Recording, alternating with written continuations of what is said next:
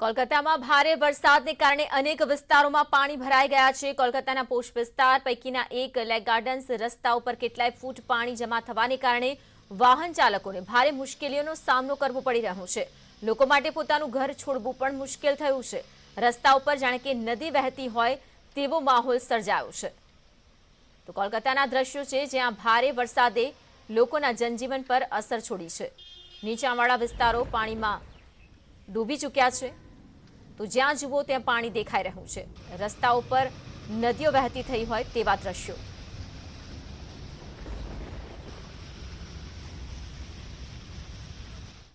તો ગુજરાતમાં પણ વરસાદી માહોલ જામ્યો છે, ત્યારે પંચમહાલમાં કેવી સ્થિતિ છે ગોધરાની જો વાત કરીએ તો વહેલી સવારથી જ વરસાદી માહોલ છવાયેલો છે।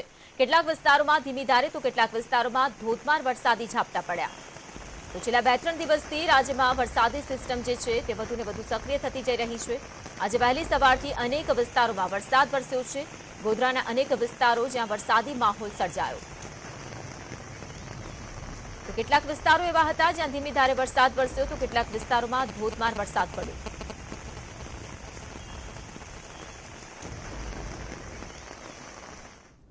આ તરફ ખેડા જિલ્લામાં પણ મેઘમહેર થઈ છે। હવામાન વિભાગની આગાહી પ્રમાણે સમગ્ર ખેડા જિલ્લામાં વરસાદી માહોલ રહ્યો। નડિયાદમાં 3.25 ઇંચ વરસાદ ખાબકતા પાણી થયું। જોકે કેટલાક સ્થળો પર વરસાદી પાણીનો નિકાલ ન થતા લોકોની મુશ્કેલીઓ વધી ગઈ। ભારે વરસાદને કારણે નડિયાદ શહેરને ન્યૂ નડિયાદને જોડતા સ્ટ્રેસ અને ખોડિયાર રેલવે ગરનાળામાં પાણી ભરાતા નડિયાદ શહેર 2 ભાગમાં વહેંચાઈ ગયું।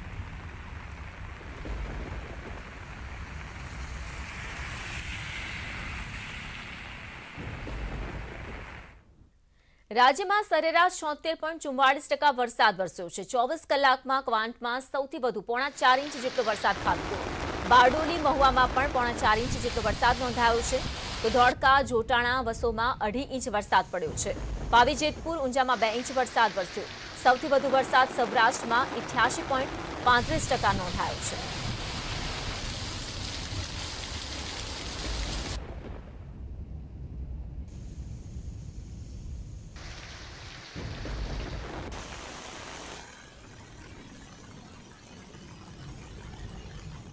મોડી રાત્રે પડેલા વરસાદથી અમદાવાદના પૂર્વ વિસ્તારમાં પાણી ભરાઈ ગયા છે। જશોદાનગરથી વટવા જીઆઈડીસીમાં પાણી ભરાયા છે।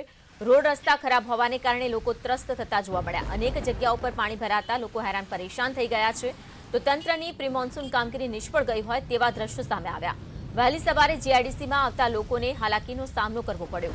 અહીંથી પસાર થતા અનેક લોકોના વાહનો પણ બંધ પડી ગયા। શહેરમાં ગઈકાલે મોડી સાંજથી વરસાદ ખાબક્યો, તેના કારણે થઈ અને પૂર્વ વિસ્તારમાં અનેક જગ્યા પર પાણી ભરાઈ ગયા। વાત કરવામાં આવે તો જશોદાનગરથી વટવા જીઆઈડીસી તરફ જવાનો જે રસ્તો છે ત્યાં આગળ મોટા પ્રમાણમાં વધુ પ્રમાણમાં જે પાણી ભરાય છે તેના કારણે થઈ અને વાહન ચાલકોને મુશ્કેલીનો સામનો કરવો પડી રહ્યો છે। આ જે દ્રશ્યો છે તે ઇન્ડસ્ટ્રીયલ વિસ્તારના દ્રશ્યો છે કે જ્યાં આગળ પાણી ભરાઈ જવાના કારણે વાહન ચાલકો મુશ્કેલીમાં મુકાયા છે। આપ દ્રશ્યોમાં જોઈ રહ્યા છો કે વહેલી સવારે જે લોકોને નોકરીએ જવું છે તે લોકોને મોડું થતું હોય તેવું ક્યાંક ને ક્યાંક લાગી રહ્યું છે, પરંતુ આ જે બાબત છે તે બાબતની પાછળ પાણી ભરાયા અને જે રોડ છે તે રોડ રસ્તા ખરાબ હોવાના કારણે લોકોને મુશ્કેલીનો સામનો કરવો પડી રહ્યો છે।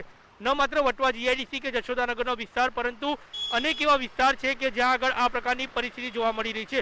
પ્રી મોન્સૂન કામગીરી તંત્રએ જે કરી હતી તેમાં ક્યાંક ને ક્યાંક પૂર્વ વિસ્તારમાં આ કામગીરી ન દેખાતી હોવાનો પણ રહીશો માની રહ્યા છે। જે રીતે રોડ રસ્તા ખાડાવાળા બની ગયા છે અને તેમાં પાણી ભરાઈ ગયા છે તેના કારણેથી કાદવ કિચડની પણ સમસ્યા વધી છે અને તેના કારણેથી રોગચાળો પણ ફાટી નીકળે તો નવાઈ નહીં। આ જે વિસ્તાર છે તે વિસ્તારની સાથે સાથે અન્ય જે વિસ્તાર છે ત્યાં આગળ પણ ક્યાંક ને ક્યાંક આવી જ પરિસ્થિતિ હાલ જોવા મળી રહી છે। લોકો પરેશાન થઈ રહ્યા છે, પરંતુ તંત્રને તે બાબતની કોઈ દરકાર નથી।